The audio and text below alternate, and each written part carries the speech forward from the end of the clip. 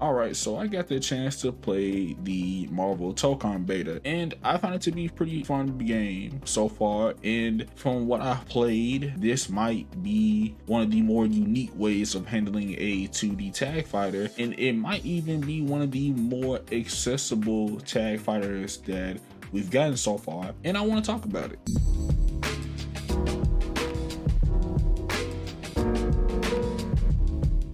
Despite the beta being a little messy in terms of getting invited into the beta, the overall beta was pretty smooth and it was functional, and the netcode was pretty good. Hell, they even show you if you are playing against people who are on Ethernet and or on Wi-Fi. Yeah, that's a plus. Let's talk about the presentation, mostly just the visuals of Marvel Tokon. As expected, Our System Works is known for incorporating the anime aesthetic into a lot of their IPs that they pick up, and they continue to apply that same attention to detail and style into Marvel Tokon, which I would say this game does look fantastic. I love the user interface, I love the aesthetic, and it has a very interesting storyboard comic book aesthetic to it. It just has a lot of personality and charm to it. It makes me look back in retrospect of Guilty Gear Xrd, which is one of Arc System Works' first fighting games, where they introduced the 2.5D anime aesthetic on Unreal Engine. And just comparing that to Marvel Tokon, it is very noticeable how smooth and polished the keyframing in between animations have become over the years. And that was like the first thing I noticed whenever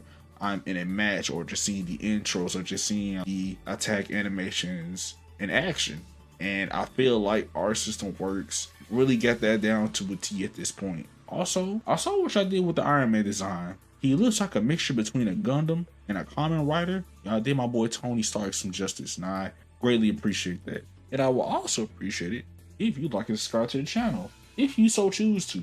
And that's only if you like the content. Now, how does the game feel? From a movement standpoint, on the ground, it feels slower than fighters, but the air movement feels a lot like Guilty Gear Xrd in terms of the air dashes and how the game feels. I don't think we had movement this good since probably 2018 Cross Tag. We got our old air dashes back, and it feels good. Now, I will say the combo structure does feel akin to fighters to a degree, but in terms of how you tackle offense, it feels like a mixture between fighters and BlazBlue Cross Tag with the active tag system, and it does feel satisfying to play. But how is Marvel Tokon unique as a tag fighter? So let me just go ahead and just talk about the big elephant in the room. Throughout the advertisements of the game, they did mention that this was a 4v4 tag fighter.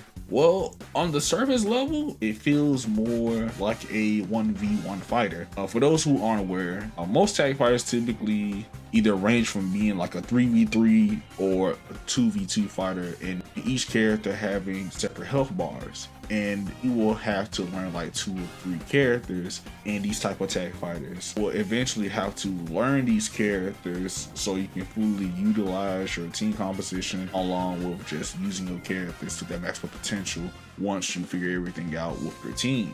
Now, in the case of Marvel Tokon, it's still kind of there, but at the same time, it feels optional, if that makes sense. So in this game, you have the option to learn one character while operating 3 different assist types, or you could just learn all 4 characters on your team while also using their assists, which makes the learning process a lot easier to understand, because I can see how sometimes that can be a little overwhelming for a lot of people who aren't really accustomed to tag fighters. And the thing is, everyone is sharing 1 health bar, so that is something that you should possibly take into account when going into this game. Now, I should also note that you do not have all your assists during the start of the round. You gradually unlock your assists over time, either by winning rounds or achieving wall breaks in the game, and it really prompts the player to really meet those set conditions in order to get more coverage for your assists and have more resources in the neutral, which again, the more resources you have in the tag fighter, the more potential that you have in the neutral in terms of combo extensions, just to play your max potential, essentially.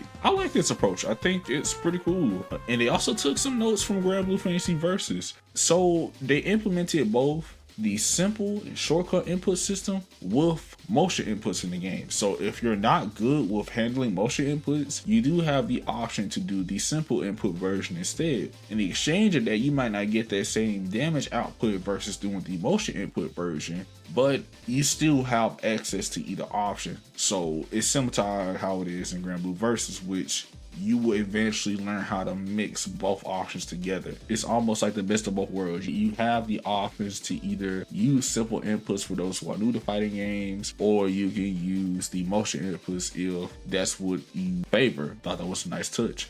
And lastly, one of the weirdest things that people may possibly be mixed about with this game is that there is a combo limit system. Yes, there is a visual indicator that shows the combo limit in the game. It may feel strange for the genre, but funny enough, a lot of fighting games have a combo limit system, especially in tag fighters. I can just bring up Skullgirls and bring up the IPS system, and I personally don't mind it because you can see how you can plan out your combo routes according to the gauge. You can also use auto combos, but from what I've noticed, it does increase the combo limit pretty quick, so it's probably better if you do the manual combos into like the EX moves. And if I'm not mistaken, if you use the assist or the assemble during your combos, it actually reduces the combo limit a little bit. And from what I've seen from Twitter, you know, I've definitely seen some crazy mixing combos that you can discover in this game. So I just feel like we need a little bit more practice and time before we come to any conclusion saying that the combo system is limited or not.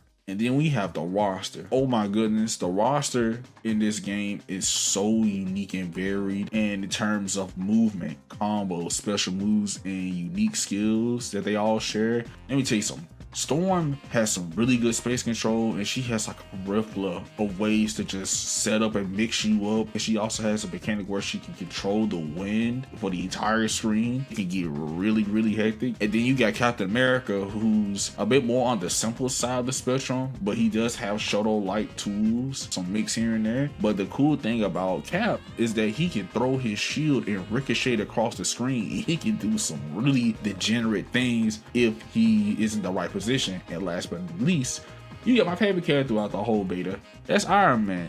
God, they made this character for me. He has a tool for everything. He has a DP, he has 3 forms of different projectiles, and he has Lariat. He can choose to control the screen in the neutral. He can choose to just zone you if he really wants to, and he can be up close to your face if he chooses to. He has the options. Overall, I believe that Marvel Tokon is one of the more accessible and easy to pick up and play tag fighters in a while. I find it to be fun. I like the roster so far. I like the direction that the game is going. As accessible as it is, we'll still have depth considering it is a tag fighter and a fighting game. By the end of the day, there's always going to be some form of depth despite the simplicity. And I feel like if we had like a training mode or just a little bit more time within the beta, I feel like we'll be figuring stuff out real quick about this game. But you know, this is just a beta. There's probably more to come in the future, but I am happy with what I played so far, and I'm looking forward to see what this game will become in the future.